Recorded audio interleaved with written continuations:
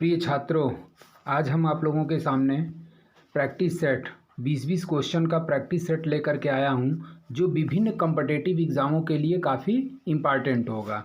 अब इस 20 क्वेश्चन का टारगेट हमने इसलिए बनाया है क्योंकि आपका जो एसएससी जीडी का एग्ज़ाम होने जा रहा है, उस एसएससी जीडी के एग्ज़ाम में ये जीएस के पार्ट से 20 क्वेश्चन रहेंगे। जैसा कि अभी संशोधित आपका सिलेबस आया है और उस संशोधित सिलेबस में पहले ये 100 क्वेश्चन हर सेक्शन से टोटल 100 क्वेश्चन आता था, लेकिन अब ये 80 कर दिया। 80 यानी कि 20 क्वेश्चन जीएस से, 20 क्वेश्चन रीजनिंग से और 20 question arithmetic and 20 question Hindi.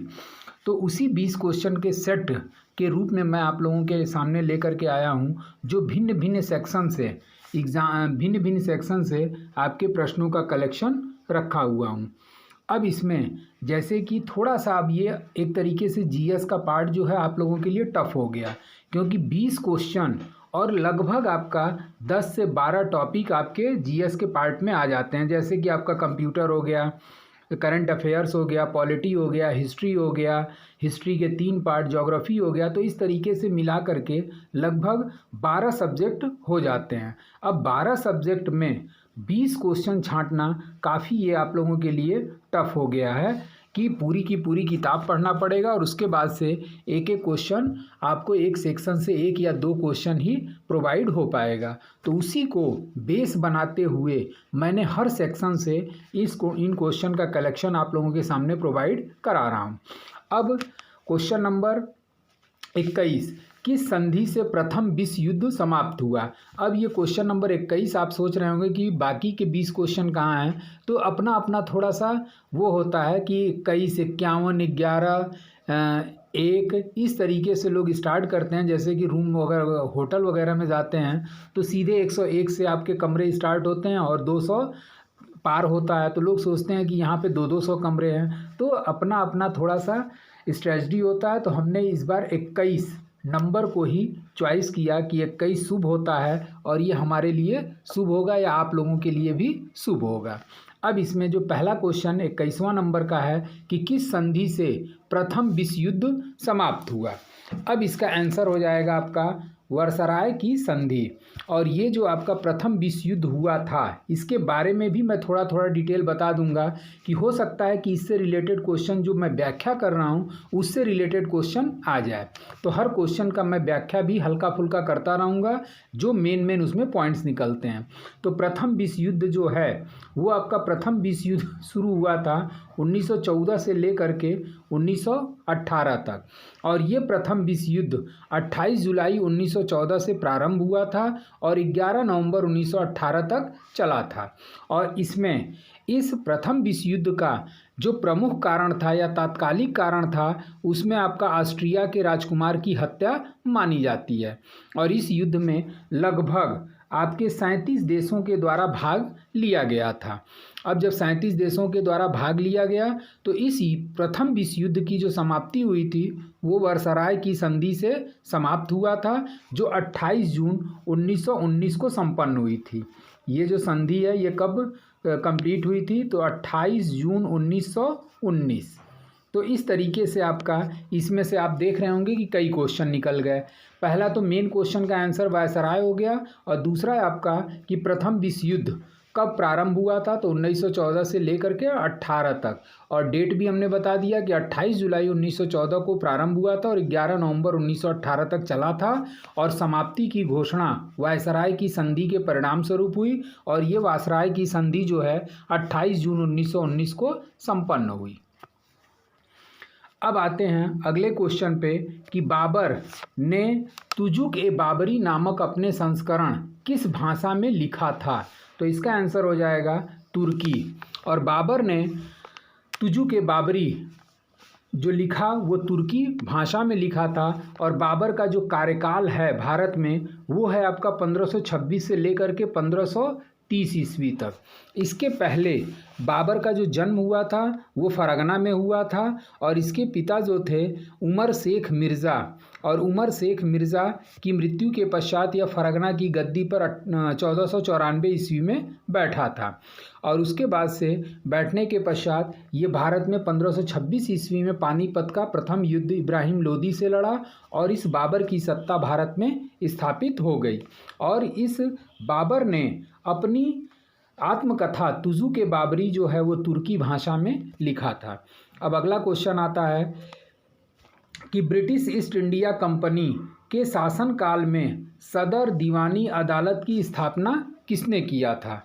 तो इसका आंसर हो जाएगा आपका वॉरेन हेस्टिंग्स, और इसी वॉरेन हेस्टिंग्स के द्वारा आपका दीवानी अदालत की स्थापना की गई जिसे सदर दीवानी अदालत के रूप में जाना जाता है।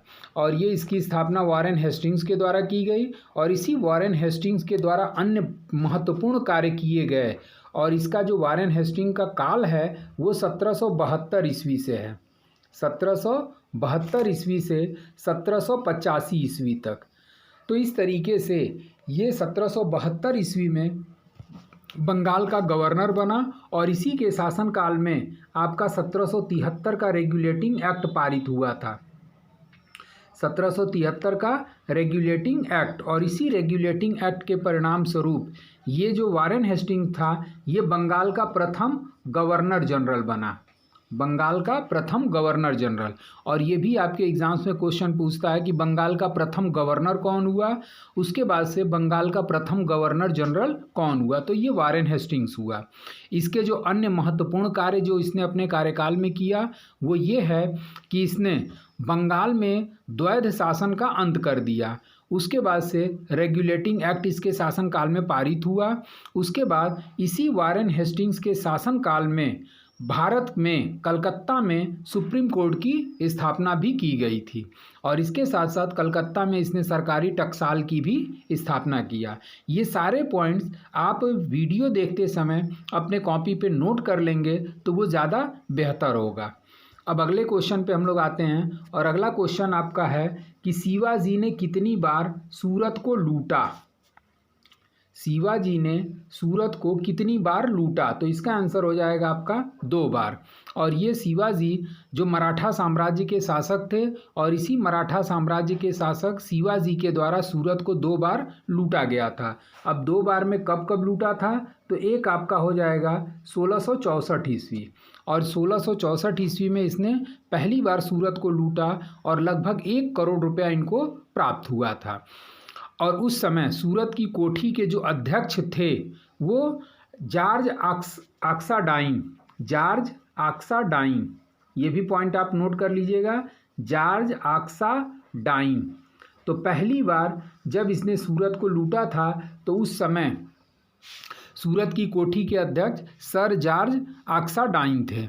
और दूसरी लूट इन्होंने जो किया वो किया था आपका 1670 ईस्वी में। और जब 1670 ईस्वी में इन्होंने लूटा तो मुग़ल सेना से इनका कंचन मंचन मार्ग दर्रा पर युद्ध भी हुआ था और इस युद्ध में ये सुरक्षित पहुंचने में सफल भी हुए थे। तो कुल मिलाकर के शिवाजी ने कितनी बार लूटा? तो 2 बार, एक आपका 1664 ईस्वी में और दूसरी बार इन्होंने 1670 ईस्वी में लूटा था।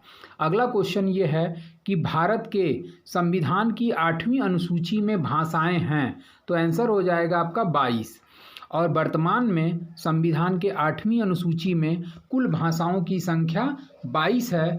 और मूल रूप से अगर पूछ देगा कि मूल रूप से 8वीं अनुसूची में कितनी भाषाएं थीं, तो 14 थीं।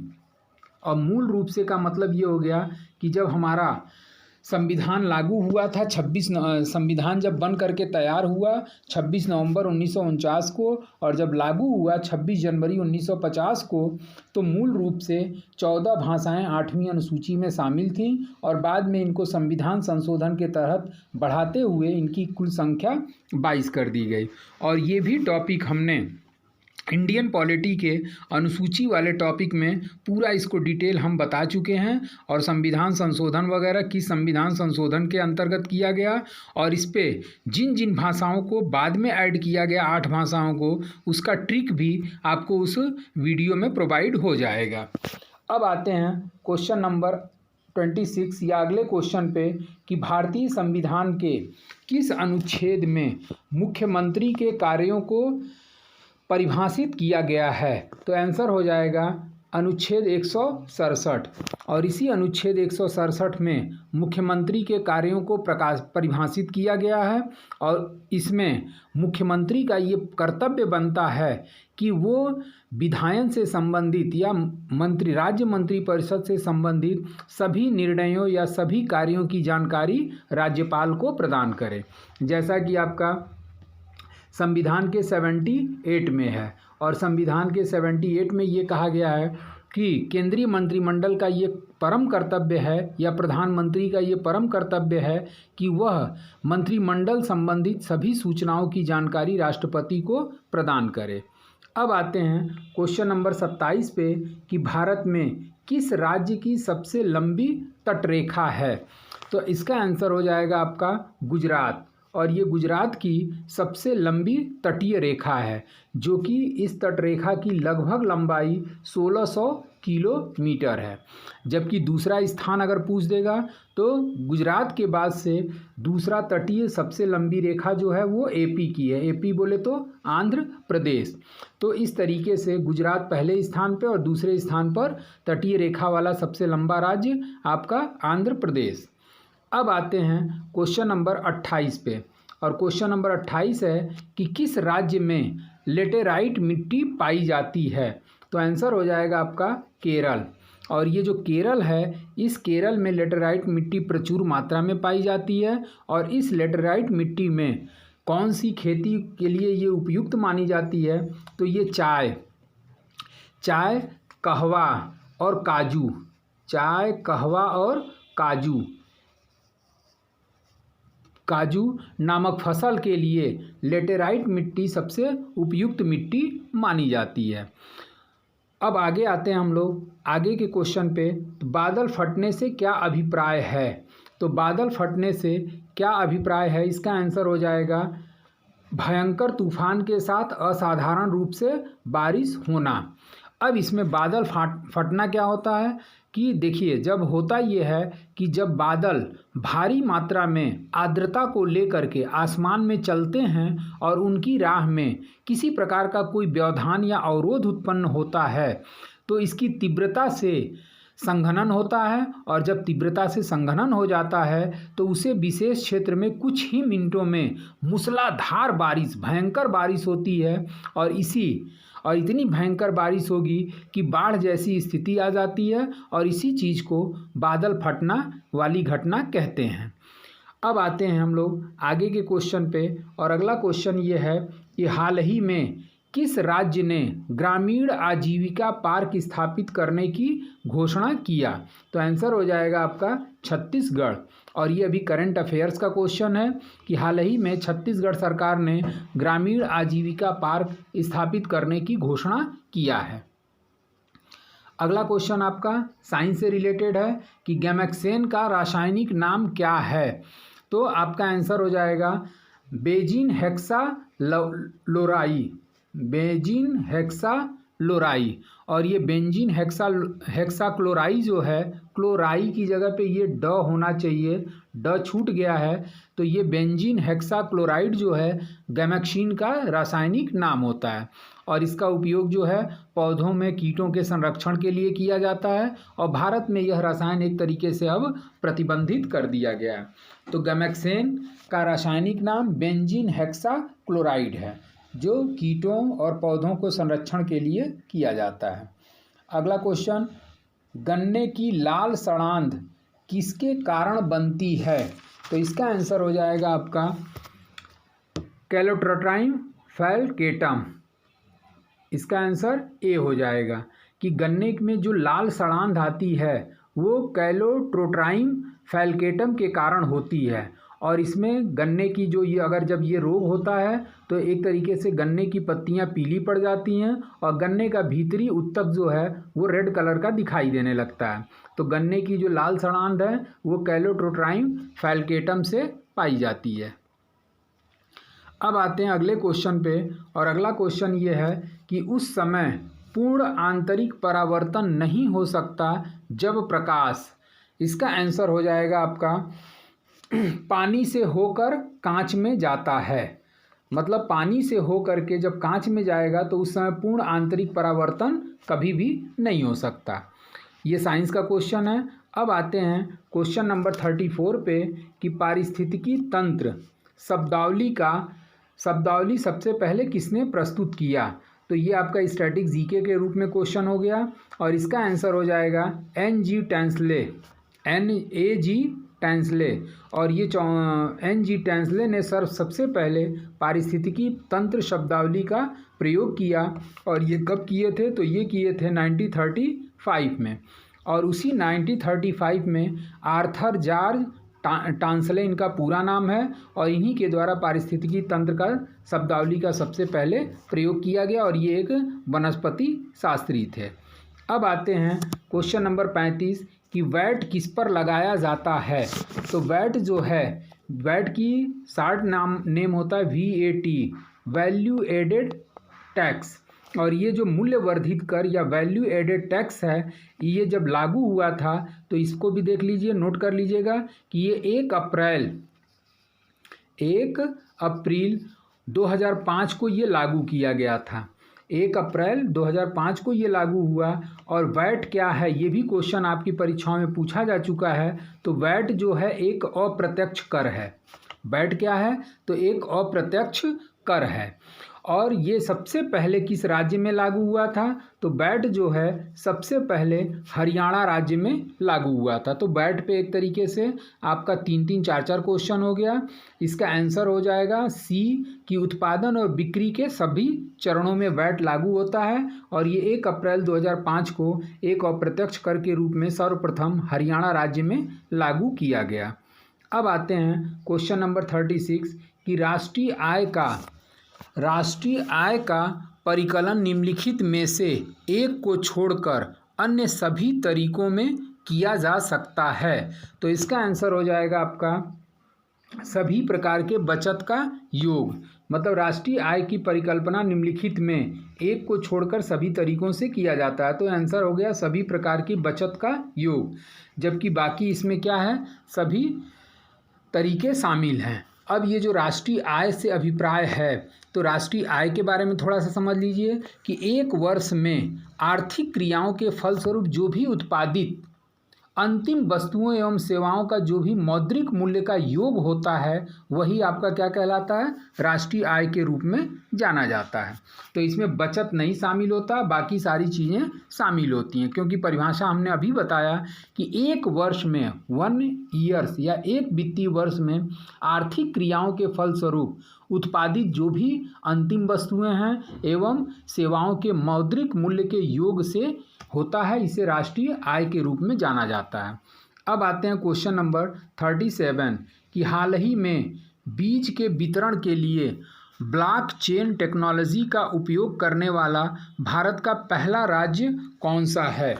तो इसका आंसर हो जाएगा आपका झारखंड। और ये झारखंड राज्य जो है बीज वितरण के लिए ब्लॉकचेन टेक्नोलॉजी का उपयोग करने वाला पहला राज्य भारत का बना है। अब आते हैं क्वेश्चन नंबर 38 पे। 38 ये है कि संयुक्त राष्ट्र महासागर सम्मेलन 2022 का आयोजन कहाँ किया गया। तो इसका आंसर हो जाएगा आपका लिस्बन। और लिस्बन जो है आपका पुर्तगाल की राजधानी लिस्बन में किया गया। और ये संयुक्त राष्ट्र महासागर सम्मेलन 2022 का आयोजन पुर्तगाल की राजधानी लिस्बन में किया गया। और ये एक तरीके से महासागर पारिस्थितिकी तंत्र के संरक्षण और निर्वाह के उद्देश्यों से इस सम्मेलन का आयोजन किया जाता है। अब आते हैं क्वेश्चन नंबर 39 पे। DTP का क्या अर्थ है, तो इसका फुल फॉर्म पूछा है। तो DTP का फुल फॉर्म आपका है डेस्कटॉप पब्लिशिंग। और DTP का प्रकाशन एक आधुनिकतम तकनीकी है, एकदम मॉडर्न टेक्नोलॉजी है, जिसके आने के कारण आपका प्रकाशन का कार्य और कम खर्च में अत्यधिक सुविधा हो गई। और ये एक तरीके से इस डीटीपी के प्रकाशन के मुख्य 3 अवयव माने जाते हैं। डीटीपी के कितने अवयव अंग माने जाते हैं? 3। एक आपका हो गया पीसी, दूसरा आपका हो गया दृश्य को प्राप्ति करने के लिए एक सॉफ्टवेयर, और अच्छे गुणवत्ता वाला क्या होना चाहिए? प्रिंटर होना चाहिए। तो इसी डीटीपी के 3 पार्ट माने जाते हैं। अब आते हैं क्वेश्चन नंबर 40। रैम का प्रयोग कंप्यूटर में शार्ट मेमोरी के लिए किया जाता है क्योंकि यह परिवर्तनशील होता है। रैम का प्रयोग जो है वो रैम का फुल फॉर्म जो आपका होता है, रैम का फुल फॉर्म होता है रैंडम एक्सेस मेमोरी। और ये जो रैंडम एक्सेस मेमोरी है एक कार्यकारी मेमोरी होती है, और कंप्यूटर के चालू रहने पर प्रोसेसर रैम में संग्रहित आंकड़े और सूचनाओं के आधार पर ये काम करता है। तो यह एक परिवर्तनशील मेमोरी होती है। तो इस तरीके से आपका ये 20 क्वेश्चन का सेट जो भिन्न भिन्न टॉपिक से मैंने इसको इंक्लूड किया है, इसको आप लोग देख लीजिए, जो कि वनडे एग्ज़ाम के लिए, वनडे के सभी एग्ज़ाम के लिए आपके लिए बहुत ही सहायक सिद्ध होगा। और इसके लिए आज के लिए बस इतना ही। Thank you so much.